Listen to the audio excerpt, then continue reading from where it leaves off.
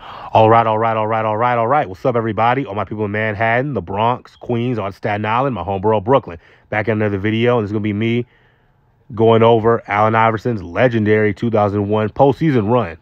Okay? The answer, in my opinion, and most people's opinion, his greatest season of his legendary Hall of Fame career. Okay, the 2000-2001 season, in which he averaged 31 points a game, 2.5 steals a game, 5 assists a game, and 4 rebounds a game, shot 42% from the field. He won the scoring title. Mind you, Allen Iverson won 4 scoring titles in the era of Kobe Bryant and Tracy McGrady. It shows you how great he was. And, of course, Kobe, as we all know, was 6'6" and athletic. God rest his soul. Tracy McGrady is 6'8", long and athletic. But in AI, 6 feet. But he's athletic. He had hops for a little dude. So, and he played in a big and still a big man era, a more physical era than it is today. So I can only imagine Allen Iverson today, man. Be crazy. But, and let's get into this. In 2000-2001, AI, as we all know, was the All-Star Game MVP, the scoring champion, and the regular season MVP. And he led the Philadelphia 76ers to a 56-26 regular season record, the #1 seed in the Eastern Conference. In the year prior, 99-2000, they were finished the 5th seed in the Eastern Conference, so this was definitely a big improvement. But AI wasn't alone. He did have help. He had Larry Brown, who's a Hall of Fame coach, although Larry Brown and AI didn't really get along. Larry Brown was the coach of the year in 2000-2001. He had future Hall of Famer Dikembe Mutombo, who won the Defensive Player of the Year. And he had Aaron McKee, who was the 6th Man of the Year. So AI definitely did have help. Okay, so I just want to say that. But anyway, let's get into this postseason run, starting in the first round against the Indiana Pacers, who eliminated the Philadelphia 76ers in the prior year's Eastern Conference semifinals in 6 games. So now this is their chance at revenge. In the first round against the Pacers, Allen Iverson averaged 31.5 points a game, 6.5 assists a game, 4 rebounds a game, 2 steals a game, and shot 41% from the field. His standout game to me was Game 2 when he scored 45 points, dropped 9 assists, 3 rebounds, and 2 steals, and they eliminated the Pacers 3-1. 3-1. They advanced to the conference semifinals against the Vince Carter-led Toronto Raptors. Okay, that was a tough 7-game series in which AI averaged 34 points a game, 7 assists a game, 4 boards a game, 3 steals a game, and shot 40% from the field. As you see here, AI and Vince Carter dueling out. AI had 21 points, 16 assists. Vince Carter damn near had a triple-double, 20.7 boards, 9 assists. But the standout game to me was Game 5, in which Allen Iverson dropped 52 points, 7 assists, 2 rebounds, and 4 steals. And I believe in Game 3 prior in the series, he dropped a 54-point game. You know, 2 50-point games in first of all, 50 points in the playoffs or an NBA period is pretty impressive. But do it twice in the postseason in one series, like, just shows you what stamina, what energy he had. Okay?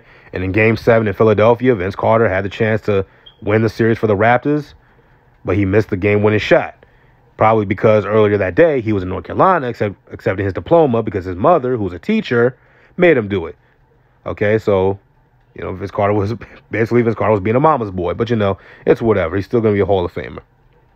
But the 76ers ended up eliminating the Toronto Raptors in 7, and they went on to go to the Eastern Conference Finals, face off against the Milwaukee Bucks, led by future Hall of Famer Ray Allen, Glenn Big Dog Robinson, and Sam Cassell. And look, there's a lot of suspicion around the series saying it was rigged in favor of the Sixers. Look, we understand this right here. The NBA was struggling in the post-Michael Jordan era. They were struggling, okay?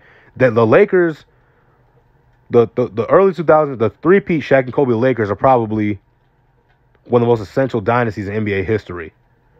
Okay, even they're right up there with Magic Bird in the 80s. Okay, because the NBA was struggling, boy. They needed their big superstars and their big market teams in the finals. Okay, a la the Los Angeles Lakers and the Philadelphia 76ers. But you have so many small market teams like Milwaukee and New Jersey and Sacramento that were good. So, look, that's all I'm going to say about that. But anyway, it was a long 7-game series in which AI averaged 30.5 points a game, 7 assists, 5 rebounds, 2 steals, and shot 34% from the field. You know, AI didn't have the best career field goal percentage, but we got to understand this here, you know. He really played, especially his early years in Philadelphia. You know, he played with guys who, I mean, other than Jerry Stackhouse, who eventually ended up getting traded. Them guys, forget about scoring. Those guys just couldn't shoot. Okay, nothing personal against those guys, but they just couldn't flat out shoot. So I had the green light to take any and every shot he wanted. Okay, so that's why kind of his low field goal percentage is somewhat forgivable in my eyes. But anyway, the standout game was Game 7, the closeout game, in which he scored 44 points, 7 assists, 6 rebounds, and two steals. And the Philadelphia 76ers were headed to the NBA Finals, where they would face off against Kobe Bryant and Shaquille O'Neal and the Los Angeles Lakers, who, of course, we all know won the championship the year before.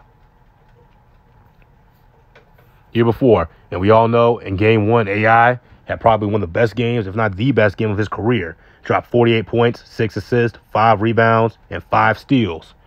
We all know the iconic moment in which AI stepped over Tyronn Lue. You know, even though they lost the series, this is probably one of the most memorable moments in a series loss in NBA Finals history. I mean, I know Dr. J had the up and under dunk in the 1980 Finals, I believe, against the Lakers, in which they lost. Ironically, it was another Sixers loss to the Lakers, but you know, this is probably number one. AI stepping over Ty Lue. And from what I know, these two are good friends, ironically. Okay, but after that, AI had put up great games. Had great games. You know, Game 2 dropped 23. In Game 3, 4, and 5, he dropped 35, 35, 37. But the Lakers, led by Shaq and Kobe, two future Hall of Famers. And they eliminated the Philadelphia 76ers in 5 to claim their second consecutive NBA championship. So the year didn't end the way Allen Iverson wanted it to, and the Philadelphia fans wanted it to, with a championship. But you know what? That doesn't take away from the great year he had. And for damn sure the great postseason he had, in which the entire postseason he averaged 33 points, 2 steals, 6 assists, 5 rebounds, and shot 39% from the field.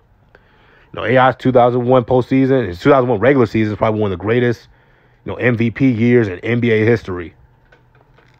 It probably is. It's at the least top 10. Okay, I'd have to really sit down and go through some of the MVP years, but it's probably in the top 10. But anyway, if you like this video, click the like button, subscribe, share this video with your friends.